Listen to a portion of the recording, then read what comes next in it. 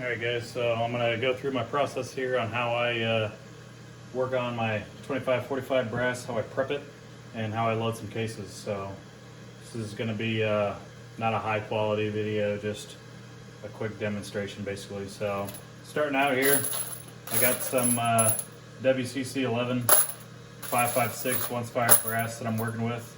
This is my Annie induction annealer, and these are already cleaned.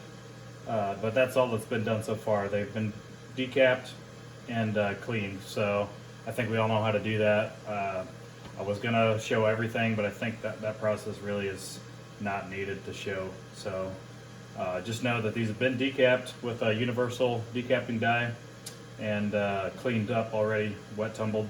So they're clean, and now my next step would be to anneal. So I've already got my Annie set up. Using Tempolac and the scissor jack here to adjust the height of the coil here, and that's how I set it for how long, 1.4 seconds, how long the induction process is occurring, and the height of the coil to set how far down the case the annealing is going to happen. So I've already got that set up. I set that once with the Tempolac on a dummy case of the same lot of brass that I'm using, and then I just mark it. I guess I could show you. I mark it with a Sharpie. If you can see that, it's marked right there. You can see where the Tempolac is not melted, and then up the top it's already melted. So I mark that, so then I can just drop this in here and adjust my scissor jack height to where I can just see that Sharpie line on the bottom here. And that's how I know how my height is, and then I just write on the side of it here 1.4 seconds, and I know exactly how long. So then I just use this to set this thing up every time. Makes it extremely easy and quick to set up. So anyways, now that we are set up, got my pan under here, got my little table with the trap door set up that I made for this thing. Got a 7 mag shell that I use for my handle. So anyways, we're ready to go. I'll just show you, run a few of these through and kind of show you how quick this setup goes. So I'm using a foot pedal that I just got up here to make it easy right now. But anyways, I'm gonna actually move this over here where it's easier to work on. Apologize for the delay here. Anyways, so here we go. I'll just show you kind of how this looks.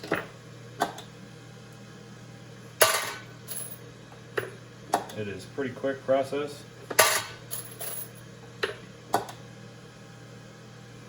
Cases self-align themselves in there. When the magnetic current is going through, it'll self-align the case if it's not perfect in there. Any smoke that you're seeing is just any residue on the case that's burning off as it gets to temp.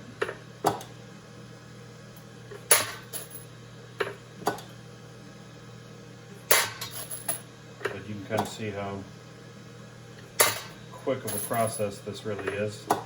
The sound that you're hearing is from the water cooling, the heat exchanger. Looks like I've actually got it a little full right now, and it's bleeding on me a little bit out the top. Not a huge deal, but I need to wipe that up here in a minute.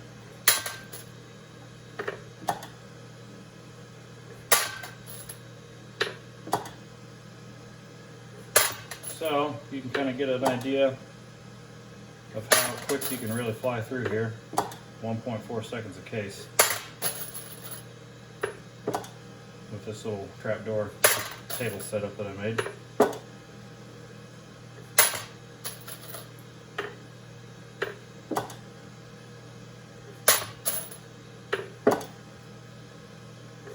Pretty slick. So anyways, I won't show you the whole rest of them and bore you with that, but we'll move on to the next step once I get all these annealed. Alright, so now that they're all annealed, the next step, once they're all cooled off, is to go ahead and lube them up. I'm using, I made this myself, but it's the same thing as the Dillon Case Lube. It's just lanolin and alcohol mixed together. Works really well. And just go ahead and give them a good coat of this. Shake them around a bit. Kind of mix it. Sorry for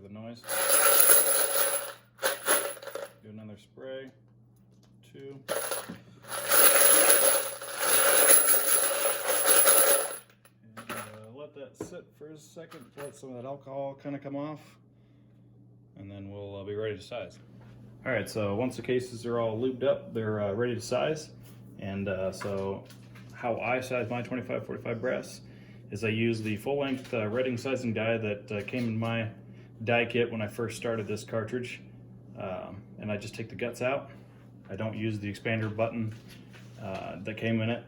And like you saw earlier, I decap everything with a universal decapping die, so I don't have to worry about decapping either in this step. So, and how I neck up and then also size my necks when they've already been fire formed and all that is I use this setup right here, which is a Lee seating die, just regular old Lee seating die. And I've taken the seating cup stem out of it, replaced it with something like this. This is a 30 cal, but this is a mandrel that a buddy of mine cut that replaces that stem in that seating die here. And this goes in place of it, this screws back down, kind of gives it a floating action in there so it can self-center itself pretty well, which is nice. And this setup allows for more uniform concentric necks, reduces run out on the case, provides a much better and more consistent neck tension on the bullet, which is all desirable things. So this is what I've switched to. This is pretty much what I use. This kind of setup, sizing setup, is what I use for everything that I reload, which is quite a bit, but I've gone to this method for pretty much everything. It works really well. So anyways, I'll kind of show you what that's like, how that works, I mean. So we'll start out with just our 5.56 brass at this point that's still not necked up, and we'll full length size it here to make sure our shoulders are all bumped down. So step one, and we'll move over. Step two, we'll just kind of take it easy to make sure it finds that mandrel, and then we'll bring it back down, and there's the first one. Same thing. Kind of going slow here just to show you the process. Bring this up. You want to go slow on that one anyways. Of guys like Glenn Zediker, who also use this kind of method, have said that he likes to use 5 seconds on the mandrel. So that wasn't quite 5 seconds, but I'm giving you the gist of how this works without being really slow and dry here with the material. So I just kind of go slow up, let it ride that mandrel on the way up, and kind of slowly let it come back down. And then that gives it a good sizing on the neck there. So it just does a really good job. So slow is, I've found, kind of key on this process anyways. It helps alleviate any split necks and stuff like that. I mean, annealing does definitely too, for sure. Helps soften that brass up so you don't get split necks. But yeah, that's basically it. And you can see that this isn't really making the process that much longer, really. I mean, by doing this two-step method, and it's really, my experience is, it's worth it, because the overall results are so much better. Apologize for the noise in the background. Kids are home from a snow day, so they're trying to entertain themselves. So anyways, that's how that looks. And then obviously you would just run through as many as you got for your batch, and once you're done with that, then you're ready to trim. I'll clean all the lube off and then trim. How I trim, I hold onto the cases and a Trim It 2 setup that I use that I'll show you here in a minute. And it's much easier to grip the case and hold on to it in that process, but there's no lube on it. So cleaning is the next step, and I'll skip that too. I won't show you. Again, it's the same as anybody else. I typically, at this point, would let them run them through the dry tumbler and dry off all the lube, and it'll polish them up that way, and also leave them dry to start with on the next step, so I don't have to worry about wet brass. All right, so the lube's all cleaned off, and I have to apologize here. I kind of lied to you about using my Trim It 2 to trim these. I forgot that I'm still working on getting the the insert for that one made up, because it's a little bit different than a 223, and I gotta have it kind of custom made. And I was thinking 223, not 2545 for some reason when I said that that's what I was gonna use. I forgot that I'm still working on that, so not a big deal. We'll just go back to how I actually have been trimming these until I do get that set up, which is just using this Hornady lathe style trimmer. So most people I think are familiar with how these work, so I'll just show you on a couple of these just to show the step basically on how this works. But pretty simple. It's already set up, so just trim these things down to where they need to be. Run my VLD chamfer in there a little bit and deburr it. Verify my trim length is good to go. But you can see that 1.7400, right on the money. It's right where I like them. So pretty simple. I'm not even going to show another one. That's trimming. Pretty basic. All right, so after we're done trimming, the next step would be to swage if you haven't swaged. I think I did mention in my first part of the video here that these were not swaged, but they actually are. I checked them. This little gauge right here, this swage gauge, is really nice to have. I highly recommend you have them. So if you're working with military brass especially, and they've had previously crimped primers, this go, no-go gauge, swage gauge is really handy to be able to pop that right in there. And if the go side does go in, you know you're swaged out and the new primer will go in. If this doesn't go in, then you know you need to swage to open that crimp back up. Either swage or cut out. You can use like a deburr chamfer tool to run in there and cut that out too. I actually do that. I'll chuck one of those into my drill press, and I'll use that to cut them out and put a little bevel on there if I'm going to run progressive. It just helps, that little bevel helps the primers seat in smoothly. So I actually use that method if I'm going to run progressively, but doing single stage work, this Super Swage, Dillon Super Swage over here, is what I use, and it works really well to just squeeze out that material back to where it needs to be. And then you can verify that with the swage gauge. And then it's also really handy for when you start firing cases. You can check to make sure your primer pockets after you decap aren't too open. If the no-go side goes in, then your primer pockets are too big to properly hold the new primer. And nothing's more frustrating than doing a bunch of brass prepping a bunch of brass, and you go to seat primers, and your primers basically just fall into place because it's not gripping them like it's supposed to. Then you've wasted all that time prepping brass just to find out you can't use them anymore because they won't hold a primer. So this thing, check that step one, takes care of that problem for you. So anyways, once we verified that they will hold the primer, and we're ready to prime. So I use Federal Premium match primers for everything, whether small rifle, large rifle, Magnum, doesn't matter. I use them for everything. They've proven themselves time and time again to be extremely consistent, and they work really well for me. So that's just all I use anymore. I don't even bother trying and testing anything else. If something's not working in low development, it's typically not the primer, it's something else. So these work well enough for me that I just don't even worry about them being a variable, primers being a variable when I'm running these. So anyways, moving on, this is how I prime. This is a Lee priming setup that mounts to your press, and it works really well. You can load up a bunch of primers in here. You can put like 100, I think. The whole pack will fit in this deal, and you can just run them through. Works really well. It does get a little finicky when you start to get down to just this little loading slide, whatever you want to call it. When just that's full, you don't have enough weight to try to help feed it, so you got to kind of tap it as you get low. But otherwise, it's a really nice setup. Get nice leverage to be able to see the primers in nice, and you don't get the fatigue like you do with a hand primer. So anyways, we should be set to go here. we'll ensure that our primer is facing the right way, and then we'll seat. Does a real good job.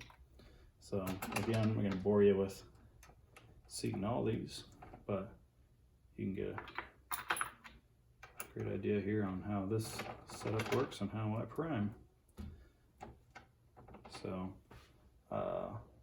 we'll just skip ahead to the next step after that is charging. All right, once we're primed, we're ready to start charging cases and with powder, and then seat some bullets. So I'm running H4198 for this load with the 90 grain Sierra Blitz Kings, and I've already got my charge. Well, the load has been developed, I should say, for this already, so I already know what I want, what my charge weight is. So I've got on the telegraph over here, I've got it set at 23.7 grains for the charge, and we'll go ahead and hit go on that and send the first charge out into the pan. And these are compressed loads, so in order to get the powder to kind of stack in there nice without a lot of crunch, I'm using a 15-inch drop tube that is just actually a primer pickup tube, and works really well. Just took some tape to cover up where the pin goes through to cover up that hole. The soft end down here is tapered, fits in the cases, or in this case I'm using the Lee powder through die, and set that into there and put my funnel on the top of the pickup tube. Then I'll take my charge here that's ready for me, and I already have a case in here. Sorry I skipped that step. I've already got a case ran up into this powder through die, so we're good to go ahead and pour the powder in here and fill our case. And then we can take this off, take the funnel off at least, go ahead and lower our case down, and then run over to our seating die, grab a bullet, run up here. You can hear a little bit of crunching, but it's not too bad, especially with that drop tube helping us out. So we're shooting for 1.771 with our comparator set up here, which you really need a comparator in order to get consistent readings on your seating depth. So we'll go ahead and crank that down a few more thousandths. Check her again. 1773. So 2 more ought to get us perfect.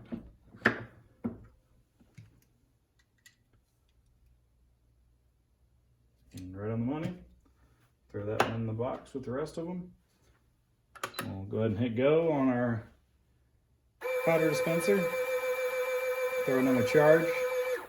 When I'm going, I just set that on auto normally, and I've got a charge waiting on me,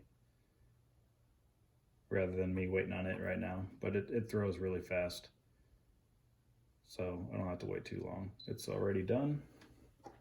We'll swing this back around, make sure we grab our case, bring that up, grab our charge here, and put our funnel up, dump our charge,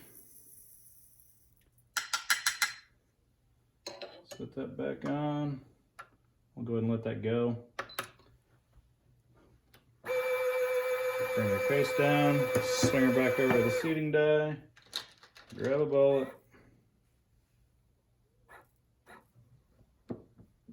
seat, verify our seating depth, which these do vary sometimes, unfortunately, mostly due to the compressed load. So this one needs just a little bit extra to get her perfect. Now swing her back over, throw another case in, grab our charge, it's waiting on us now, pour her in,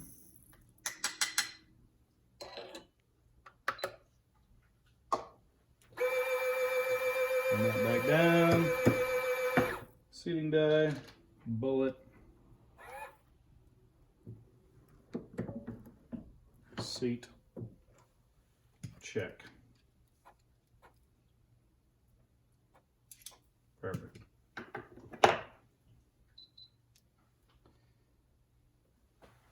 And last one. Background of powder. Funnel. Pan. Charge.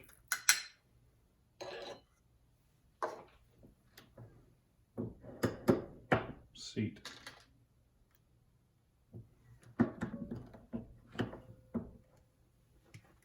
Check this guy. Good to go. All right, and that's pretty much it. I mean, start to finish, if I skip some steps, I do plan on kind of doing this again at some point, refining this, making a little better quality video, but hopefully this will get you on the right track on kind of how I do it and what it takes. So thanks. Sorry for if it's dry, all the uhs and all that. So anyways, hope you enjoyed.